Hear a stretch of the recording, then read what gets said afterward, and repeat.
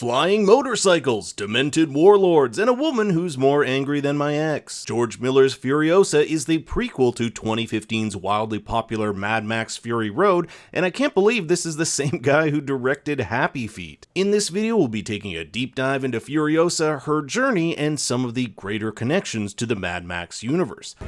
That's bait. I'll also talk about Max's cameo and the 1 to 2 second post-credit teaser and if it hints at what the next Mad Max movie will be. So grab some mother's milk and join me in my war rig because things are gonna get bumpy. Furiosa takes place 45 years after the collapse of civilization. The world is a post-apocalyptic hellscape, and if it couldn't get any worse, we're in Australia. We get our first look at the mythical green place much talked about in Fury Road. This fertile land is inhabited by Furiosa's tribe, the Vuvalini of many mothers, the remnants of which are seen in Fury Road, including a grown-up Valkyrie. You might remember this little girl young Furiosa hands a fruit to. They'll meet up years later in Fury Road, where Valkyrie meets a tragic end. Fun fact, Miller originally intended for her character to survive, but due to the actress having to fly back home, had her killed off. The character, not the actress. The green place can be found in the very center of Australia, ironic since that area today is primarily desert. Now, the film split into 5 distinct chapters, showing Furiosa's journey from young girl to top driver of a Morton Joe's war rig. The first chapter is titled The Pole of Inaccessibility, which is a geographical term that describes the most distant point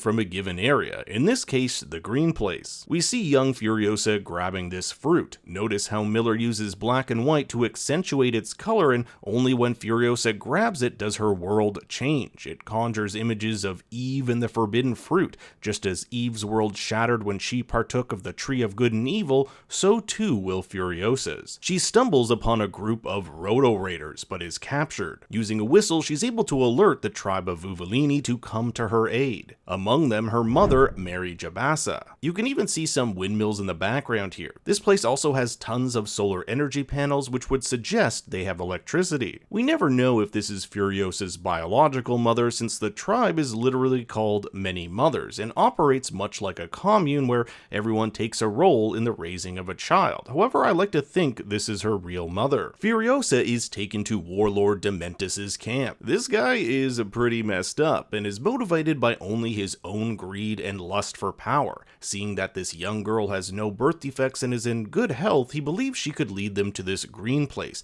a mythical land of plenty. He even gives her a teddy bear, which once belonged to his own children. This teddy bear is the only holdover from the original concept anime version of this story and acts as a link between Dementus and Furiosa. Dementus's past is steeped in mystery. However, we know, like Furiosa, everything in his life was stripped away from him, and in order to survive the horrors of the wasteland, he's had to turn to unimaginable cruelty. They even gave Chris Hemsworth special contact lenses to make Dementus look like he was on drugs. And this one pair of contact lenses had quite a large sort of pupil on it, and as soon as I put them in, I looked kind of tweaked and just a little unhinged. Mary is an unstoppable force when it comes to saving Furiosa, hunting the rotor-bikers through miles of desert, and even donning her victim's helmet as a disguise to gain entry to Dementus's camp. Under the shadow of a sandstorm, Mary is able to save her daughter. However, her bike is no match for Dementus's horde. In a heartfelt scene, she makes Furiosa promise to find her way back home, no matter what she has to do or how long it takes. She ends up sacrificing herself to hold Dementus's men off in order to allow Furiosa enough time to escape. But Furiosa makes a tragic mistake. She runs back to her mother and is forced to watch as Dementus kills her. Yet Furiosa is brave and does not divulge the location of the green place. Under the iron grip of Dementus, Chapter 2, titled Lessons from the Wasteland, shows young Furiosa in his captivity. She'll sneak the History Man's tattoo machine to draw the stars, which will lead her back home. Here we'll see Dementus instruct his men to lynch their captors, all while young Furiosa watches. It's also fun to see Dementus's white cape here, which over the course of the film changes color to black and red. He also has this badass 3-motorcycle chariot, which Miller said was inspired by ancient Roman conquerors. But things really change for Dementis when he learns of the location of the Citadel. This place looks a hell of a lot better than the shithole he's been staying in, so he musters his crew and decides to take it over, not knowing how devout Immortan Joe's war boys are. Yes, everyone's favorite wife hoarder is back along with his 2 sons and the People Eater, the man who will become in charge of Gastown after the events of Furiosa. Fun fact, his eldest son Scrotus is the main villain in the 2015 Mad Max video game. Dementis underestimates how loyal these war boys are, witnessing several of them kamikaze using these thunder sticks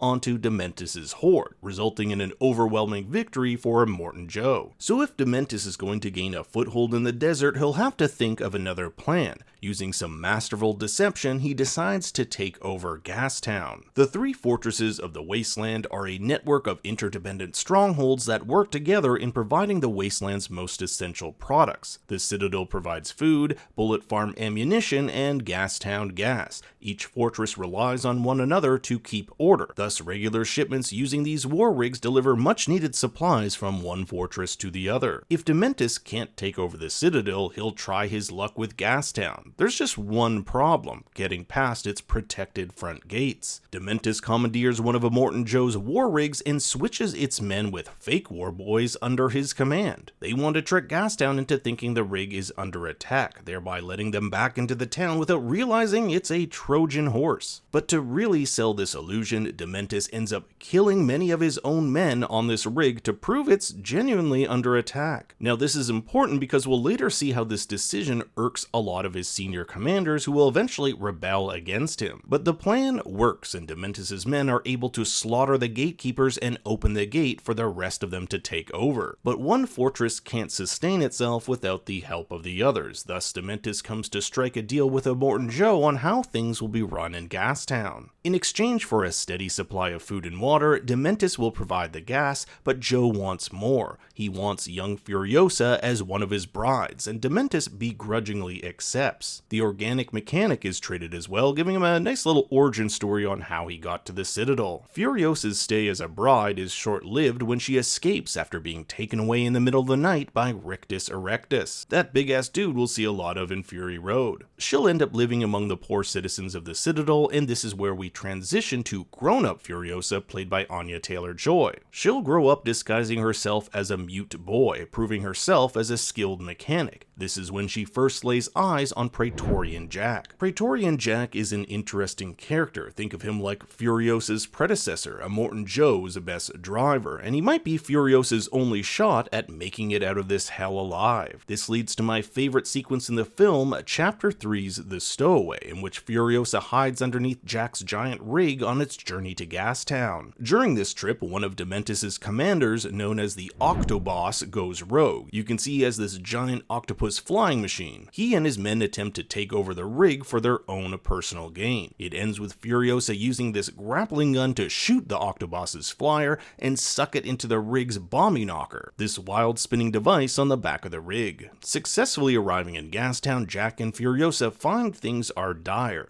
Dementis' mismanagement and failure to keep his men in check have caused chaos in the ranks. Thus, he demands a meeting of the warlords to arrange a new deal in the hopes he can stifle a mounting insurrection. And Dementis gives them no gasoline in return, something Immortan Joe doesn't take too kindly. On their way back to the Citadel, Furiosa sees a chance at escape and attempts to steal the rig from Jack. This is terribly unsuccessful, and she finds herself kicked out in the sweltering heat of the wasteland. That is until he comes back and gives her an opportunity, the opportunity to get back home. In return for becoming his right-hand man, he will do what it takes to get her back home. If you survive everything we take on together, you'll have all the skills you need to get wherever you want to go. Over time, Furiosa and Jack develop an intimate relationship to the point at which the two decide to go off to the Green Place together. But when they're sent on an impromptu mission to the Bullet Farm, they find it has already been taken over by Dementis, and the two are ambushed. There's this insane battle sequence where Furiosa and Jack escape, fighting off dozens of Dementis' men, which ends with the two of them being chased by Dementis in this crazy monster truck called the 6-Foot. It's here we learn how Furiosa lost her arm. During the chase, it gets severely mangled by the side of one of these giant monster truck tires. Caught by Dementis, Furiosa must watch as Jack is slowly dragged to his death. We never actually see him die, but that's what's implied. In the dust and chaos, Furiosa cuts off what's left of her mangled arm, escapes her confines, disables Dementis' monster truck, and steals a dirt bike to make her escape. Furiosa barely makes it back to the Citadel alive, having lost one of her arms and the only man she's ever loved. This shot here, in which she's lost everything, mimics this one in Fury Road. These characters are at the lowest point in their respective stories, and there's something to be said about Furiosa cutting off the arm that has her map home. She is literally cutting off her hope of fulfilling her mom's promise to return home. It's around here we also get a brief cameo of Mad Max himself. He stares over the horizon at the Citadel in the distance, similar to his intro shot in Fury Road. Of course, they didn't want to pay Tom Hardy, so we never see his face and they use his stand-in. You'll know it's Max by his iconic jacket and car by his side. Moving on, Furiosa makes it back to the Citadel and warns Immortan Joe that Dementis has taken over the bullet farm. This sparks what's known as the 40-Day Wasteland War. It's during this time Furiosa cuts off her hair and constructs her own hydraulic arm, becoming the Furiosa we know today. From here, Furiosa is on a one-woman mission to track and kill Dementis. She catches up to him and Dementis tries to lose her by creating a decoy. This doesn't work, as when he wakes up the next day he finds himself with no water, no ammo, and no working bike. Furiosa has taken everything from him, just like everything was taken from her. At first, he doesn't recognize who she is. The last time he saw her, he traded her to Immortan Joe. She screams, wanting him to bring those she loves back, but that's impossible. Dementis finds it ironic that, like him, it's hate that motivates her and not hope. Is she really any different than him? I like to think that if Furiosa is a movie about hate, Fury Road is one of hope. Dementis' death is one marred in mystery. Voiceover states that he might have been shot or strung up, but our narrator says he knows the truth, that instead of outright killing Dementis, Furiosa gave him a fate worse than death. She has brought him back to the Citadel and chained him to the mountainside. Using the seed her mother gave her, she plants it in his body where, over time, it weaves into and out of his torso, creating a grotesque human tree hybrid where he lives out his days as a half-alive, emaciated prisoner. But before the film ends, we catch glimpses of Furiosa approaching Immortan Joe's wives and smuggling them out of the Citadel, an event that becomes the impetus for Fury Road. In fact, it almost becomes a seamless transition right into it. And if you made it past the credits, and I actually took this photo of them to show how insane they are, we get a 1-second clip of Nux's crow-shaped bobblehead wobbling about. It's possible this means nothing at all, but it also hints that there are more Mad Max movies to come. Now, Nux dies in Fury Road, so anything other than a prequel starring him is most likely out of the question, but recent interviews with director George Miller indicate that the next Mad Max film will be a prequel starring Max that encompasses what he was up to the year before Fury Road. Miller also has an idea for a Fury Road sequel called The Wasteland, but all these future Max titles are dependent on Furiosa's success at the box office. And now I turn it over to you. What did you think of Furiosa, and where do you think it ranks in the Mad Max universe? I want to hear all your thoughts and theories in the comments below. Thanks for watching, be sure to like and subscribe, and for more bad takes you can follow me on Twitter and Instagram at ThinkStoryYT. Until next time, remember, What a lovely day!